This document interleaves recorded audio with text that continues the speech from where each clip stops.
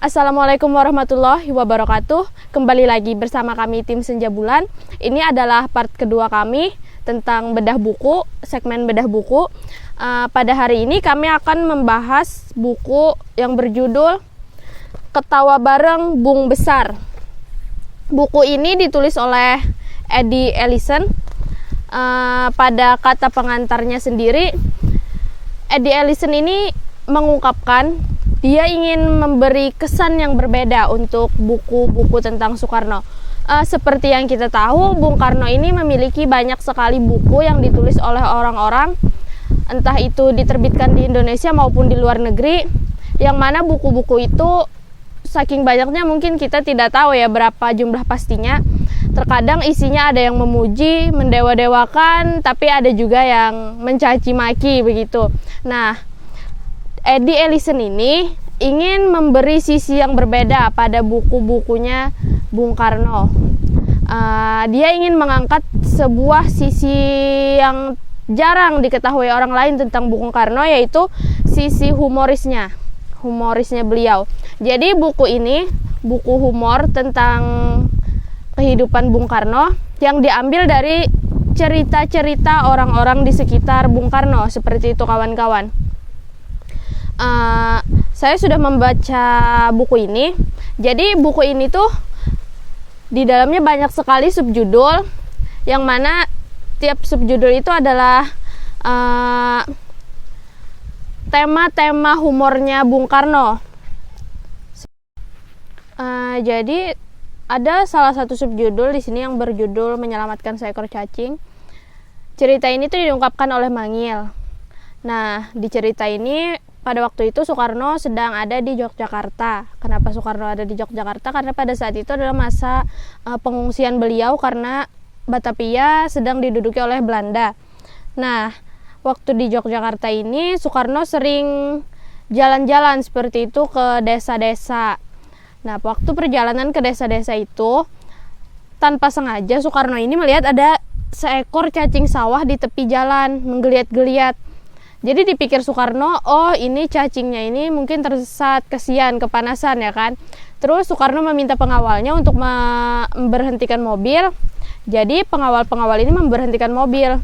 Bertanya dong ke Bung Karno, kenapa nih Pak? Katanya coba lihat ada cacing.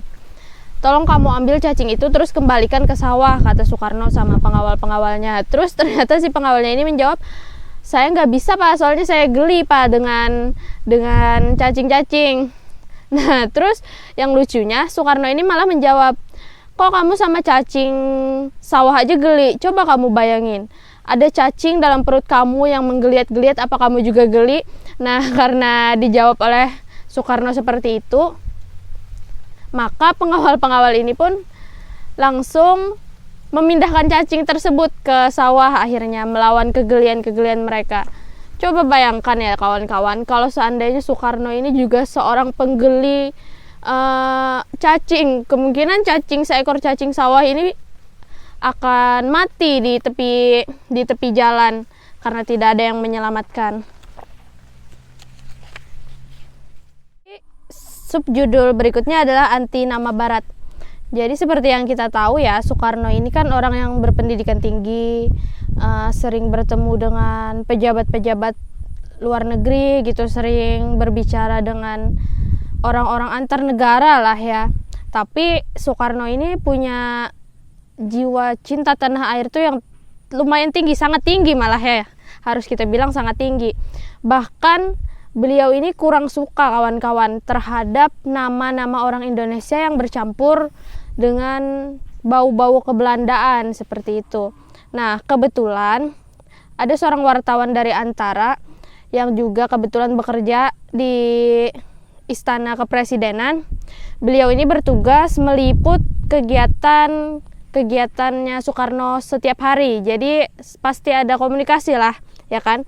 Ada interaksi. Nah, ternyata Soekarno ini pernah bilang ke stafnya ini bernama Ice Samsudin. Nah, kata Soekarno, kenapa sih nama kamu ada Ice-nya? kenapa nggak diganti Ita aja supaya lebih Indonesia katanya. Nah, sejak pembicaraan Soekarno itu, maka nama Itje Samsudin ini tenggelam teman-teman, berubah jadi Ita. Jadi nggak ada lagi yang namanya Itje Samsudin. Dari sejak itu dipanggil jadi Ita Samsudin. Salah satu bukti bahwa Soekarno ini kurang suka dengan nama-nama yang berbau Belanda juga terjadi pada salah satu aktris zaman dulu ya, bernama Baby Huay. Nah, Baby ini diganti namanya oleh Soekarno menjadi Lokitasari. Tapi lucunya, karena si Baby ini kan sering tampil di Istana Kepresidenan, pernah salah satu stafnya presiden itu mendengar bahwa Soekarno ini juga masih memanggil Baby, padahal beliau yang mengganti namanya menjadi Lokitasari, malah beliau sendiri yang lupa. Padahal orang-orang lain sudah berhenti begitu memanggil nama orang ini menjadi Baby Huay, sudah diganti menjadi Lokitasari. Tapi ternyata pada suatu kesempatan malah Soekarno sendiri yang lupa kawan-kawan dan kembali memanggil orang itu dengan nama Baby.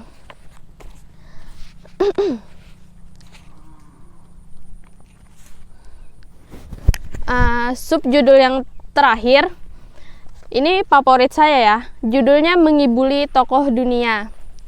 Jadi Soekarno ini adalah orang yang disegani ya pada masanya.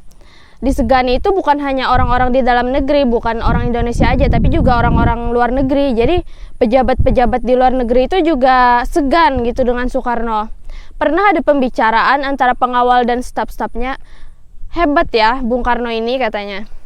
Setiap pembicaraannya, setiap argumennya, setiap ide-idenya itu langsung diterima oleh orang-orang teman-teman yang sedang berbicara dengannya. Bahkan itu orang-orang petinggi-petinggi luar negeri pun kalau sudah Soekarno yang mengeluarkan ide, maka mereka setuju.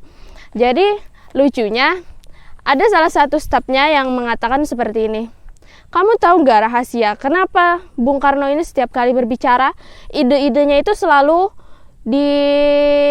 ditangkap baik, disetujui oleh orang-orang bahkan petinggi-petinggi negara lain seperti itu.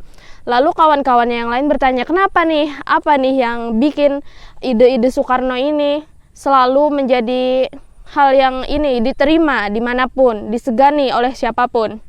Jadi kata stafnya ini, salah satu cara Soekarno bagaimana cara agar ide-idenya itu diterima oleh petinggi-petinggi luar negeri adalah dengan mengundang mereka makan. Kenapa makan? Karena setiap kali orang makan, setiap kali orang ditanya ketika makan itu, maka jawabannya adalah anggukan. Nah, itulah letak kenapa ide-ide Soekarno ini selalu disetujui. Karena menurut beliau, sebuah anggukan itu adalah sebuah gestur penerimaan ide-idenya. Jadi, bukan karena memang argumennya sangat bagus, bukan harus seperti itu selalu, kawan-kawan. Ternyata memang salah satu strategi Soekarno adalah mengajak petinggi-petinggi negara lain itu makan. Jadi ketika dia menyampaikan ide-ide, pasti akan dijawab oleh anggukan-anggukan. Karena tidak mungkin kan berbicara ketika makan, mengobrol ketika makan, jadi hanya dijawab dengan anggukan-anggukan. Ternyata itulah alasan mengapa ide-ide Soekarno itu selalu diterima, begitu. Jadi begitu tadi ya kawan-kawan, beberapa subjudul yang aku ceritakan ulang di sini. Jadi isi buku Ketawa Bareng Bung Besar ini full isinya adalah humor-humor yang dilontarkan oleh seorang Bung Karno dan disampaikan oleh orang-orang terdekatnya. Dijadikan buku oleh Eddie Ellison dengan maksud menjadi buku Bung Karno yang berbeda dari buku-buku yang lainnya. Kalau menurut aku buku ini rate-nya 8,5/10 lah. Keren. Apalagi kalau orang-orang yang humornya sampai, karena aku kadang-kadang kurang masuk dengan humor-humornya. Jadi, tapi pada beberapa bagian aku juga masuk seperti itu, merasa ini memang humor berkelas. Buku ini memang mengulas tentang sisi lain Soekarno. Jadi di buku ini tuh kita lebih tahu Soekarno. Beliau bukan hanya seorang yang mungkin kita pikir beliau itu adalah orang yang serius ya, karena beliau merupakan revolusioner, aduh bepandernya.